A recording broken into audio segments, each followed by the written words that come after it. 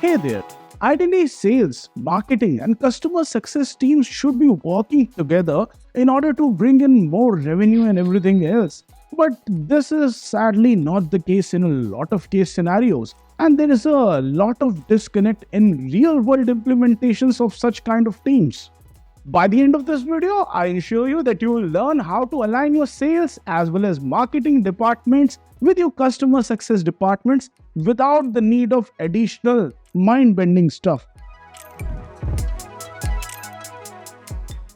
You might even ask, why is there a need for such a thing?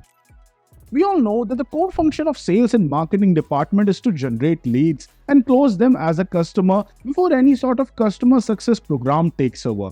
If you look on paper, the need for alignment between these three different departments might seem not worth your time and effort because of the fact that there is a sales team, there's a marketing team, and after the initial prospect has been converted into a customer, then only maybe the customer success team comes into the whole equation. But that is not the case in real world scenario. Let's delve deeper into that. Closing the wrong deals due to sales target pressure might get the job done temporarily, but it will affect your customer experience negatively. Dissatisfied customers will explore alternatives and will either complain to the customer service department or ask for a refund, and this would result in really bad branding for the organization. Now, such an unfortunate situation will definitely create friction between your teams, and anybody who has read elementary physics knows that friction ain't good for smooth motion. In such a situation, all of the teams would blame each other for the overall negative customer experience, and at the end of the day, it's the organization that would suffer. So, what's the solution? So, the solution would be to align the operations of various departments under one umbrella, which means that the kind of reporting that those guys are doing has to be streamlined, and let's just break it into further steps. Firstly, you have to ensure that all of the departments are on the same page. Each department of your organization must have a common goal, which is to work for those common goals and objectives. Therefore, you must align the expectations of all your teams. Enhanced communications across teams will ensure each department is aware of the common expectations and pre-designed processes. This will further reduce the time spent in unproductive discussions. Now, the second thing that you must do is identify and define personas. Approaching every customer with the same amount of resources might help you for a short period of time in achieving your sales target, but this will increase your churn rate. Identify and define the personas of your potential customers, and this will reduce your workload and also allow you to allocate your resources in a much more profitable manner.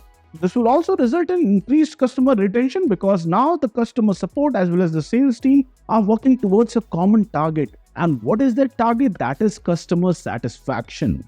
Communication is the key. You must ensure that all of the team leaders from marketing, sales, as well as customer success department are sharing their inputs, progress reports, insights, and any other challenges with each other in regular meetings. This will help align all of your teams towards a common goal. And most importantly, having a transparent work environment definitely goes a long way in order to facilitate healthy communication. Another thing that you must have are project management tools for everyone. You can use a shared project management tool like Trello, Asana, or Basecamp in order to organize work and keep a check on people's progress. This will also help increase visibility as well as accountability.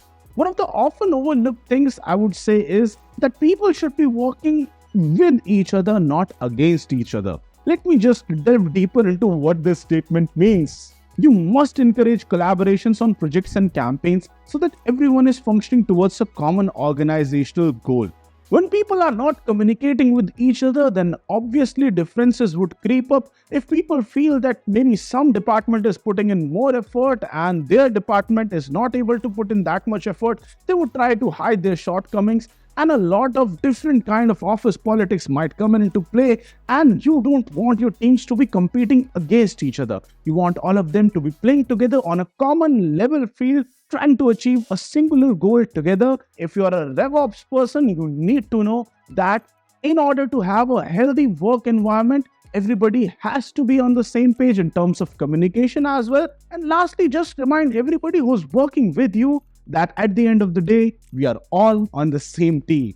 So guys, I hope you have a great CRM journey, and in order to learn more about RevOps and other related things, head over to ctn9.com and I will see you guys in the next video.